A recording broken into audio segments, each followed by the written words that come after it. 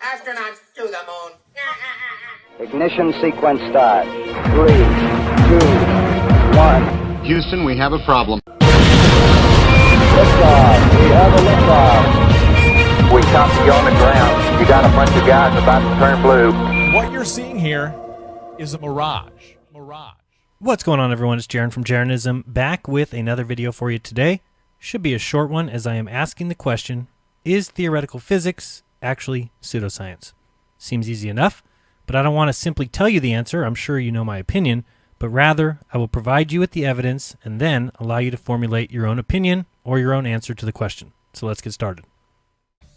First, what is theoretical physics? Well, theoretical physics uses math and theory in order to come up with or derive the fundamental laws of nature and to make conclusions from these laws.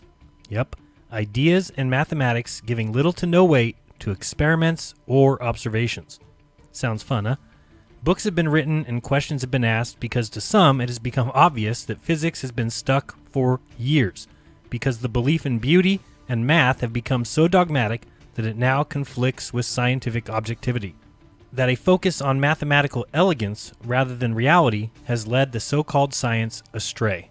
It reminds me of a quote from Nikola Tesla, who of course was a real scientist, not a theoretical physicist, who said, "The scientists from Franklin to Morse were clear thinkers and did not produce erroneous theories. The scientists of today think deeply instead of clearly. One must be sane to think clearly, but one can think deeply and be quite insane.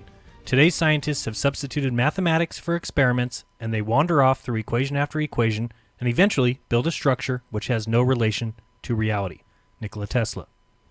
Things like dark matter, string theory, the Big Bang, quantum gravity, relativity, and so much more have all come from the minds of theoretical physicists. Let's list some of these theoretical physicists because maybe you've heard of some of them.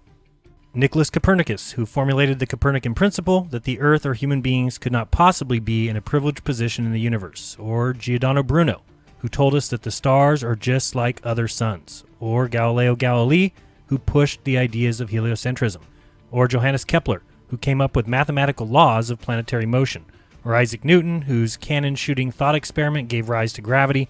Or Christian Huygens, who in 1653 came up with the distance from Earth to the Sun when he guessed, yes, guessed, they say correctly by chance, the size of Venus, allowing him to measure the Earth to the Sun distance. Or Father George Lemaitre, the Jesuit, who came up with the idea of the Big Bang. Or Henry Cavendish, who used balls in his shed to correctly come up with the mass and weight of the Earth. Or Max Planck, who was the originator of the quantum theory. Or Albert Einstein in relativity and the bending of space-time. To more recently, Lawrence Krauss, who tells us that something can come from nothing if you have gravity. Or Michio Kaku, who tells us all about string theory. Of course, there are thousands more. To see a pretty decent list, check out the link in the description to Wikipedia, where you can see the many other names like Stephen Hawking, Richard Feynman, Ernst Mach, Max Born, Ernest Rutherford, James Clerk Maxwell. The list goes on and on.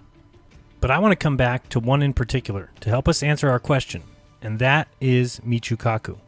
In a recent interview, Michio Kaku said the following. Now listen carefully, as I believe he gives us the answer pretty much straight up. You're not going to believe this. In science, we always say that you make observations, you have a theory, you go make more observations, and it's a very, very tedious process. Wrong. Nobody that I know of in my field uses the so-called scientific method. In our field, it's by the seat of your pants. It's leaps of logic. It's guesswork. In that quote, I believe we find our answer. He said, plain as day, that nobody that he knows of in his field, and his field is theoretical physics, uses the so-called scientific method. Why is that so important? Well, it is so important because when we look at the definition of pseudoscience, we see clearly and everywhere that by definition, pseudoscience is a collection of beliefs or practices mistakenly regarded as being based on the scientific method. Yes, pseudoscience consists of statements, beliefs, or practices that are claimed to be both scientific and factual, but are incompatible with the scientific method. One more time, in case you missed it, from Michio Kaku himself. Wrong. Nobody that I know of in my field uses the so-called scientific method. And when you don't use the scientific method, what you practice is no longer called science. It's simply called pseudoscience. In our field, it's by the seat of your pants. It's leaps of logic. It's guesswork. Guesswork. Guesswork. Guesswork. Just great. And do some research on the difference, and you will see what we are being fed is factual and reality is simply guesswork. This chart shows the characteristics of pseudoscience versus actual science. Pseudoscience avoids falsifiability. It has vagueness in measurement. It takes what is unproven as false equals true. It has confirmation bias. It spends money and resources without care and has a reversed burden of proof. Sounds a lot like the Big Bang, universe expansion, dark matter, relativity, space-time, black hole science, unification theory, the theory of everything, supersymmetry, string theory, gravity, and on the list goes. So next time you hear these theoretical physicists talking nonsense, make sure you remember that the evidence speaks for itself. But it's up to you to decide. Is theoretical physics pseudoscience? I think the answer is clearly yes. Or you can continue to believe these guys and take the things they say as fact, like when we asked Michio Kaku to explain string theory. Because we have a theory called string theory. It is fantastic. It is incredible. It has astounded the world of mathematics and physics. And now you can't move in the physics world without bumping into somebody who wants to talk about the 10th dimension, the 11th dimension, the multiverse, hyperspace, time travel. All the things that were once considered science fiction are now centerpiece in our understanding of the nature of everything. Yes, the 11th dimension, the multiverse, hyperspace, and time travel, things that are so clearly science fiction, are now centerpiece in our understanding of reality. Or when someone asks Lawrence Krauss how the universe was created from nothing, and he gives this answer. Let me just give a 1-minute answer because it's a long. What is remarkable is that to create stuff, it sounds like you need stuff. And to create stuff, and the conservation of energy, you would think, and this is where the argument's often used, conservation of energy means you can't start with nothing and have a universe with something. But what is amazing is when you add gravity into the mix, a miracle occurs, but a natural miracle. That gravity allows negative energy as well as positive energy configurations. And you can create, for example, two particles out of nothing. Now they have energy because of their rest mass. But if the gravitational field they're in is strong enough, the gravitational potential energy attracting them together is so strong and negative that the sum total of those two bits of energy can be precisely zero. And you can create those particles with impunity. And in fact, that happens, we think, near black holes. And in fact, it will happen in empty space.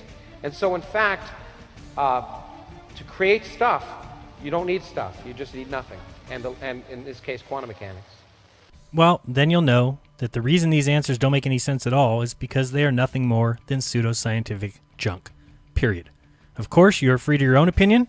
Maybe you have a different answer, but when somebody asks me, is theoretical physics actually pseudoscience? The easy answer is yes. Last thing is, I don't want to give Michio Kaku too bad of a time because as time goes on, he's actually figuring it out a little bit. This quote he gave actually makes me feel a little bit better that some of these guys do see the light at the end of the tunnel. He said, "I've concluded that we are in a world made by rules created by an intelligence. Believe me, everything that we call chance today won't make sense anymore. To me, it is clear that we exist in a plan which is governed by rules that were created, shaped by a universal intelligence, and not by chance." Imagine that. So, thank you so much for watching this video. Remember to subscribe for more like it, click that thumbs up, and to share this video.